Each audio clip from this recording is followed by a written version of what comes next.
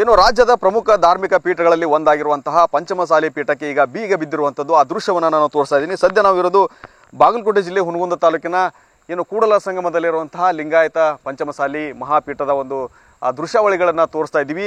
ಈಗ ಇದ್ರ ಬಗ್ಗೆ ಹೇಳೋದಾದರೆ ಈ ಹಿಂದೆನೇ ಈ ಒಂದು ಪೀಠಕ್ಕೆ ಏನು ಬೀಗವನ್ನು ಹಾಕಲಾಗಿತ್ತು. ಇದಕ್ಕೆ ಪ್ರಮುಖ ಕಾರಣವನ್ನು ಏನು ಕೊಟ್ಟಿದ್ದಾರೆ ಅಂದರೆ ಅಖಿಲ ಭಾರತ ಲಿಂಗಾಯತ ಪಂಚಮಸಾಲಿ ಟ್ರಸ್ಟ್ನ ಅಧ್ಯಕ್ಷರಾದಂಥ ವಿಜಯಾನಂದ ಕಾಶ್ಯಪ್ನವರು.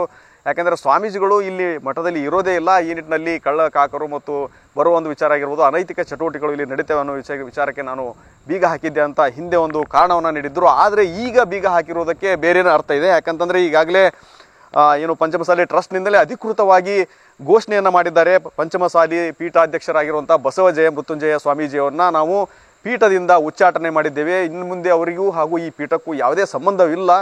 ಅವರಿಗೆ ಸ್ವಾಭಿಮಾನ ಮತ್ತು ಸಂಸ್ಕಾರ ಇದ್ದರೆ ಅವರು ಈ ಪೀಠಕ್ಕೆ ಬರದೆ ಹಾಗೆ ಉಳಿಯೋದೇ ಒಳ್ಳೆಯದು ಅನ್ನೋ ಮಾತನ್ನು ಕೂಡ ಈಗಾಗಲೇ ಕಾಶ್ಯಪ್ನವರು ಹೇಳಿರುವಂಥದ್ದು. ಈ ನಿಟ್ಟಿನಲ್ಲಿ ಈಗಾಗಲೇ ಇವತ್ತು ಏನು ಸಭೆ ನಡೀತಾ ಇತ್ತು, ಇಲ್ಲಿ ಮಧ್ಯಾಹ್ನದ ನಂತರ ಏನು ಲಿಂಗಾಯತ ಪಂಚಮಸಾಲಿ ಟ್ರಸ್ಟ್ನ ಕಾರ್ಯಕಾರಿಣಿ ಸಭೆ ಇತ್ತು. ಆ ಸಭೆಯಲ್ಲಿ ಸುಮಾರು ಒಂದು 47 ಜನರ ಧರ್ಮದರ್ಶಿಗಳು ಹಾಗೂ ಸಮಾಜದ ಜನರ ಒಂದು ಸಮ್ಮುಖದಲ್ಲಿ ಪ್ರಮುಖ ನಿರ್ಣಯವನ್ನು ಕೈಗೊಂಡು ಟ್ರಸ್ಟ್ನ ಕಾರ್ಯದರ್ಶಿ ನೀಲಕಂಠ ಅಸೂಟಿ ಅವರು ಏನು ಸಭೆಯಲ್ಲಿನೇ ಘೋಷಣೆ ಮಾಡ್ತಾರೆ. ನಂತರದ ಸಂದರ್ಭದಲ್ಲಿ ಕಾಶ್ಯಪ್ನವರು ಕೂಡ ಸಭೆಯಲ್ಲಿ ಅದನ್ನು ಅವರು ಉಚ್ಚಾಟನೆ ವಿಷಯವನ್ನು ಘೋಷಣೆ ಮಾಡಿದರು.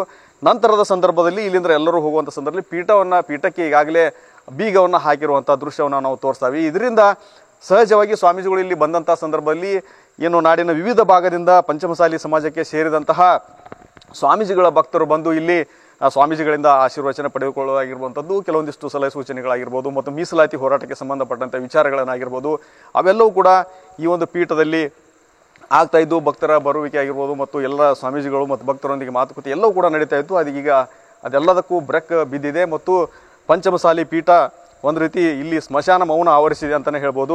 ಸ್ವಾಮೀಜಿಗಳನ್ನ ನಾವು ಉಚ್ಚಾಟನೆ ಮಾಡೋಕ್ಕೆ ಕೆಲವೊಂದಿಷ್ಟು ಕಾರಣಗಳನ್ನ ನೀಡಿದ್ದೀವಿ ಅಂತ ಹೇಳ್ಕೊಂಡು ಆಸ್ತಿ ಮಾಡಿದಾಗಿರ್ಬೋದು, ಹಣಕಾಸಿನ ವಿಚಾರ ಆಗಿರ್ಬೋದು, ಕೆಲವೊಂದಿಷ್ಟು ಏನು ಮಾಧ್ಯಮದಲ್ಲಿ ಮತ್ತು ಸಾರ್ವಜನಿಕ ಹೇಳದೇ ಇರುವಂಥ ಕಾರಣಗಳು ಕೂಡ ಇವೆ. ಅವುಗಳನ್ನು ನಾವು ಈಗ ಹೇಳೋದಿಲ್ಲ ಅನ್ನೋ ಮಾತನ್ನು ಹೇಳಿದ್ದಾರೆ. ಅದರ ಜೊತೆಗೆ ಹಿಂದುತ್ವ ಪರ ಹೊರಟಿರುವಂಥದ್ದು, ಲಿಂಗಾಯತ ತತ್ವ ಅಂದ್ಬಿಟ್ಟು ಹಿಂದುತ್ವ ಪರ ಹೊರಟಿರುವುದನ್ನು ಕೂಡ ಅದು ಒಂದು ಕಾರಣನ ನೀಡಿ ಈಗಲೇ ಸ್ವಾಮೀಜಿಗಳನ್ನ ಉಚ್ಚಾಟನೆ ಮಾಡಿದೀವಿ ಅಂತ ಅನ್ನೋ ಮಾತನ್ನು ಕೂಡ ಈಗಾಗಲೇ ಆ ಟ್ರಸ್ಟ್ನ ಅಧ್ಯಕ್ಷರಾಗಿರ್ಬೋದು, ಕಾರ್ಯದರ್ಶಿಗಳು ಈಗಾಗಲೇ ಏನು ಮಾಧ್ಯಮದ ಮುಂದೆ ಹೇಳಿರುವಂಥದ್ದು. ಅದರ ಬೆನ್ನಲ್ಲೇ ಈಗಾಗಲೇ ಪಂಚಮಸಾಲಿ ಪೀಠಕ್ಕೆ ಸಂಪೂರ್ಣವಾಗಿ ಲಾಕ್ ಮಾಡಿಕೊಂಡು ಹೋಗುವ ಮೂಲಕ ಇಲ್ಲಿ ಸ್ಮಶಾನ ಮೌನ ಆವರಿಸಲಿಕ್ಕೆ ಈ ಒಂದು ಸಭೆ ಕಾರಣವಾಗಿದೆ ಮತ್ತು ಈ ಒಂದು ನಿರ್ಣಯ ಕಾರಣವಾಗಿದೆ ಅಂತಲೇ ಹೇಳ್ಬೋದು. ಕ್ಯಾಮ್ರಾಮನ್ ಬಾಪು ಜೊತೆ ರವಿಮುಖಿ, TV9 ಬಾಗಲಕೋಟೆ.